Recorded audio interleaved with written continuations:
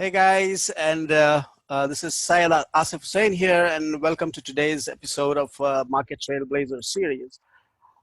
This is the 13th episode, and normally you see me coming in here with researchers, with thought leaders, with business professionals, with life coaches, and these kind of professionals. Now, this is the first time on this series that we have a brand photographer as a guest.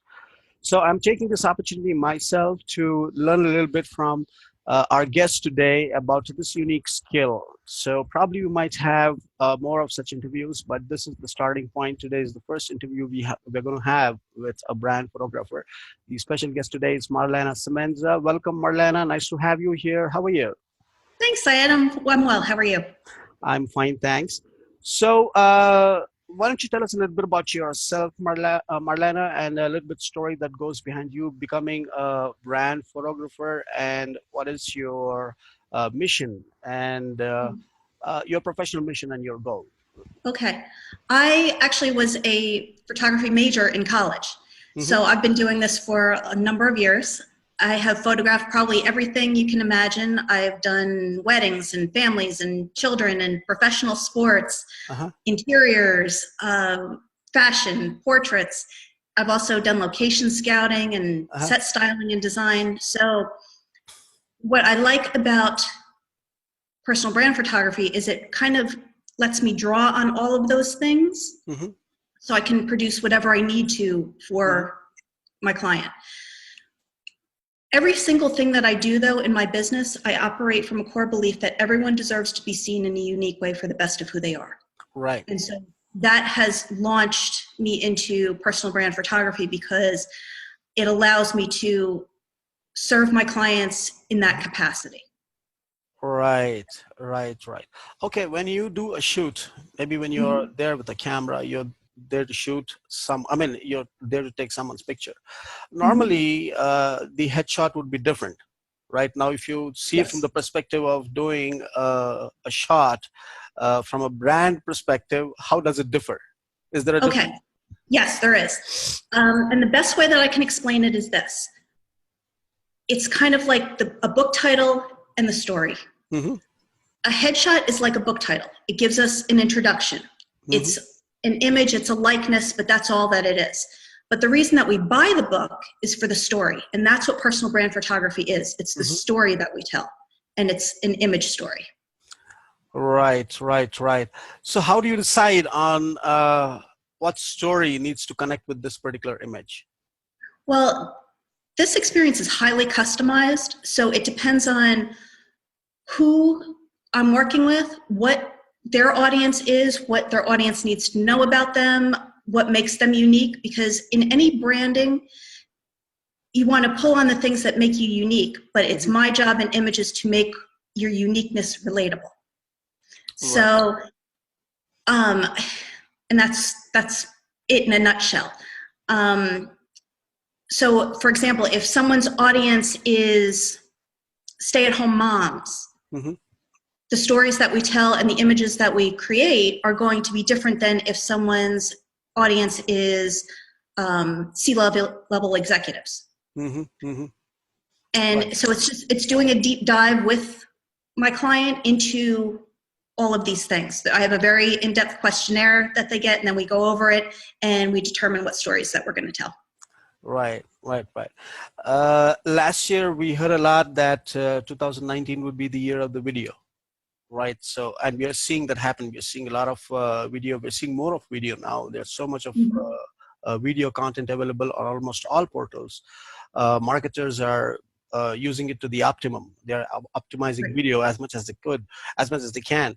So that's one thing. And slowly, somewhere, even last year, I used to hear about this thing called brand photography, but never got to see it actually. So what do you think in the rest of 2019 or 2020, are we going to hear more of it, or are there going to be people more inclined towards it, more talk, more application of brand photography?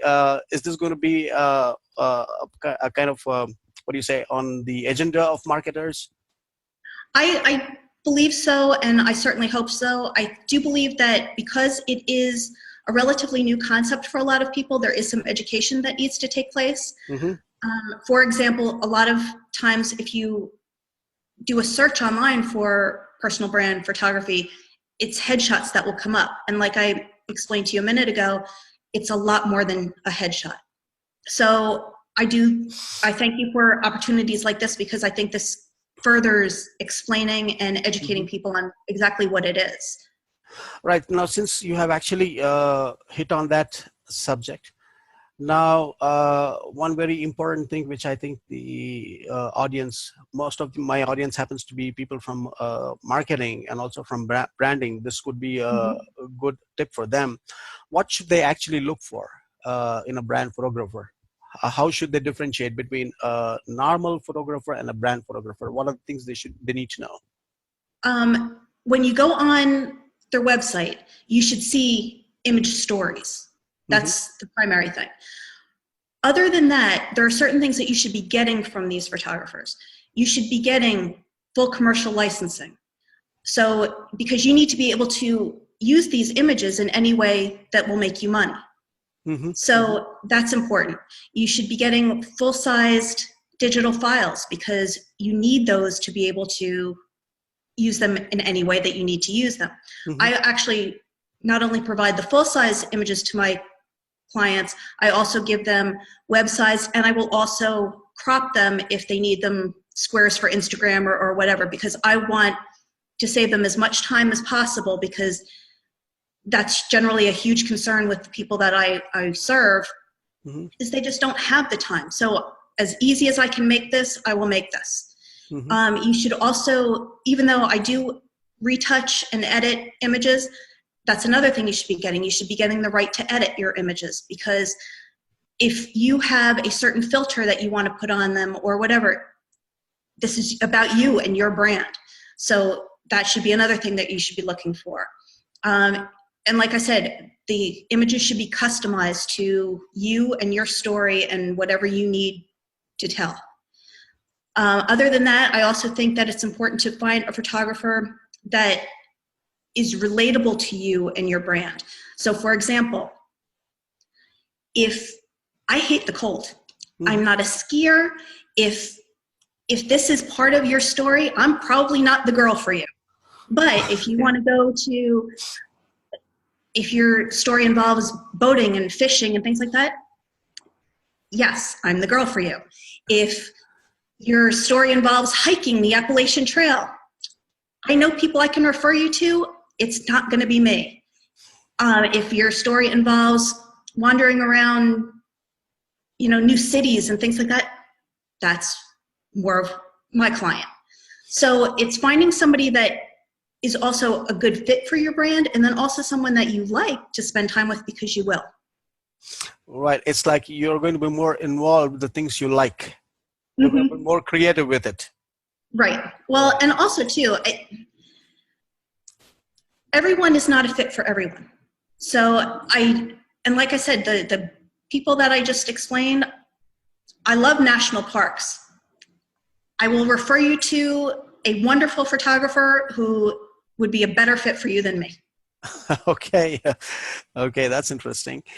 So how do you operate? I mean, do you have your own studio, or are you a one person team, or do you work with a group, or how do you operate? I have professionals that I trust and that I will refer to, whether it be videographers, hair and makeup, things like that.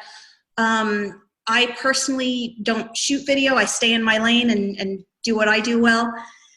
But I do not have a studio, because 99% of what I do is location based.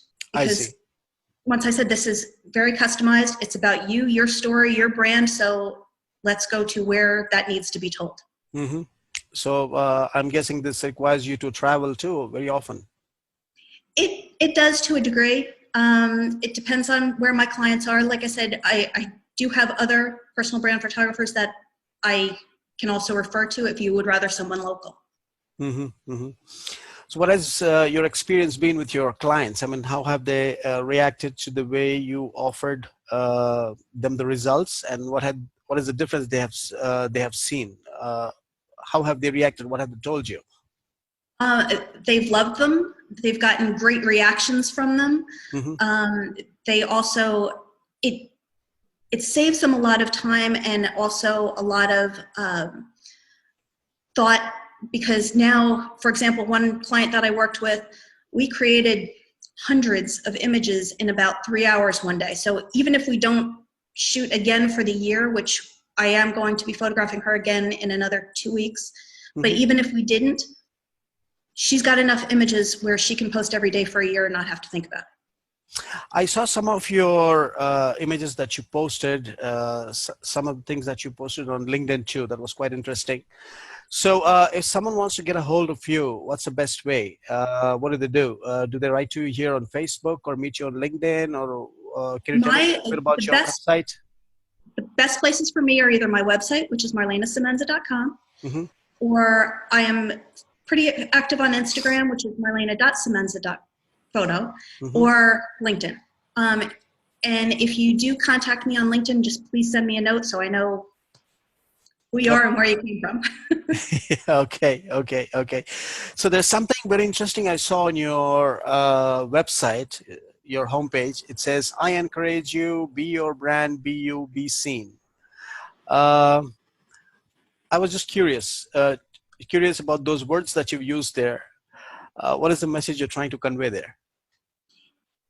I believe that if you are online in any way, shape, or form, you already have a personal brand developing. Whether or not you're utilizing it is entirely different. But that's how you begin to utilize it, because we can't determine what people say about us, but we can certainly steer the conversation. And we do that by showing up and letting ourselves be seen and being authentic to who we are and telling the stories that will relate to our audience. Right. I think the most important question is, how happy are you doing what you're doing? I love it. I absolutely love it. Okay, so your clients love it too. Because if you love what you're doing, your clients have to love the results too. Right. So that was very interesting. And even though it was a brief conversation, Marlana, I think I got a sense of what you do. That's very interesting. And hopefully we get to see more of discussions or more of content on brand photography in 2019. It's, I think, just begun. I'm seeing some sporadic discussions happening here and there on various portals on internet. And so I'm very active on internet though. So I keep studying anything and everything that I possibly can that relates to marketing, because I'm a marketer myself. So it was very interesting. It was a very interesting discussion. Nice talking to you. Hopefully we should be having you again here maybe a few months down the road, when you can schedule another short discussion with us, probably with a few more tips for upcoming brand photographers. So that being said, thank you once again for being here. And guys, if you would like to get a hold of Marlana, you have her on Facebook.